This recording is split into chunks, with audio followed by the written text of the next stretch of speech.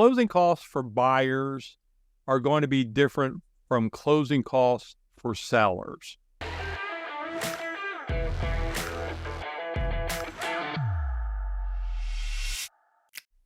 Good morning, everyone. Dave Barlow here with Jaime from Sell for 1%, and we are doing our term of the week.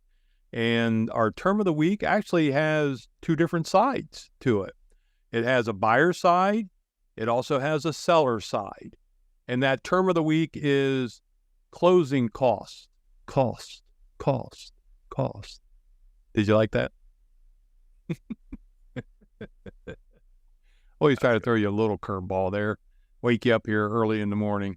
So closing costs for buyers are going to be different from closing costs for sellers. And I know when I'm working with a seller, one of the first things they, say is, well, what closing costs are we responsible for?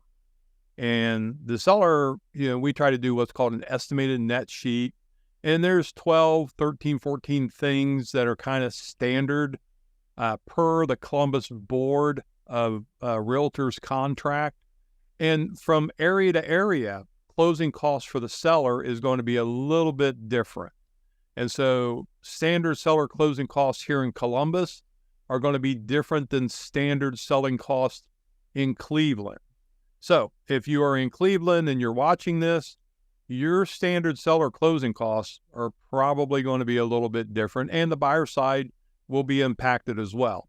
So let's get into this. Jaime, you work mostly with buyers. You have seen hundreds of HUD settlement statements, and it's a little easier because of now the new rules that a lender at least 3 days prior to closing has to issue what's called a closing disclosure. And then the buyer has 3 days to review that information and agree to it or not agree to it before they can proceed to closing. So tell us a little bit about buyer side closing costs here in the Columbus area. Well, it's always very important. It differs from buyer to buyer and from situation to situation. Most buyers will end up having a lender. Your lender can give you a really good estimate way before that 3 days prior to closing. So you can talk to your lender and understand, what are my closing costs? So there's a cash out of pocket to you to close this deal. And they'll give you an estimate, 5, 7, some up to 12,000, just depending on the program and what they're doing to help you in your situation. But you always have closing costs as a buyer to your lender if you have a lender involved. That includes things like the origination fee, things like appraisals are typically covered in those closing costs. And you're going to have a list of lender related fees in your closing costs. Now, if you were just a cash buyer and there's no lender involved, you're still going to have closing costs. It can be sometimes near $1,000, but you're going to have your title fees on the buying side. And like Dave said, it depends on location, on what these fees, who's paying these fees, tradition, things like that. But on the buying side, we see the administration fee or some sort of transaction fee on the buying side to the title company, closing fee, and a recording service fee for recording the deed. As well, you're going to have a little transfer tax, personal transfer tax, but that's like 50 cents. So again, if you have a lender involved, you can talk to them up front, get a better idea on those closing cost numbers. But it's probably going to be, I would say, estimates between 3 to 8,000. So that's on the buying side. Now on the selling side, like you said, Dave, sellers have a different side of the numbers and how they break down and what they owe.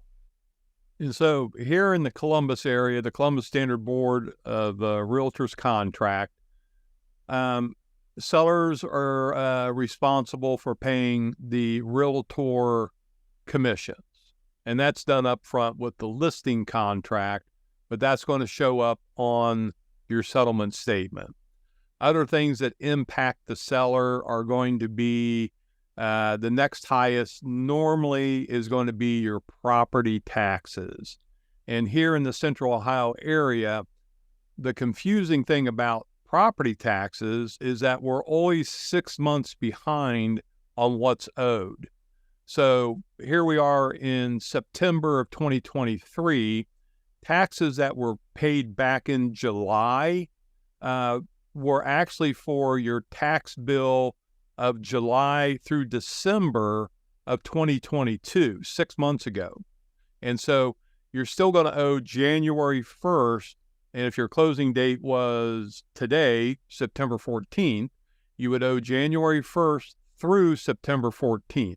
And I know sellers are always confused with that. Well, I just pay my taxes. I don't think I owe anything. We're always 6 months behind here in the Columbus area. Next, typically the highest cost is going to be your title insurance. The average sales price here in Columbus now is about $360,000. That's going to equate to a couple $1,000 in title insurance. If you purchased your home within the last 10 years, then you're going to get a discount. And one thing, again, people don't realize is that all title insurance rates are all the same no matter who the title company is, because it's regulated by the state of Ohio Insurance Board. And they have this crazy formula that we charge so much for the first $50,000 and then so much for the next $25,000. And then they take it up in increments until you get to whatever your sales price is. It all gets added together, and here's your title insurance cost. So, but if you've owned the home for less than 10 years, you get a discount because they can use the previous title insurance policy to guarantee there's no liens against the home in that time period prior to. Next up is God Bless Our County Services. This came into play about 4 or 5 years ago, where the county figured out that, well, we can now tax the sales price of a home. And so there's a transfer fee. It's not called a tax, it's called a fee. And most of the counties around Central Ohio are going to be either $3 per thousand or $4 per thousand.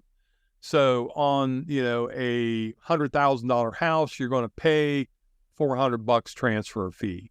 On a $300,000 house, you're going to pay $1,200 transfer fee for you to transfer the house from you to the new buyer. And then we just get into a lot of little fees. There's going to be usually a search fee, binder fees, deed preparation fees. Like I said, there's about 10, 12 of these fees that come along with the sale of the home.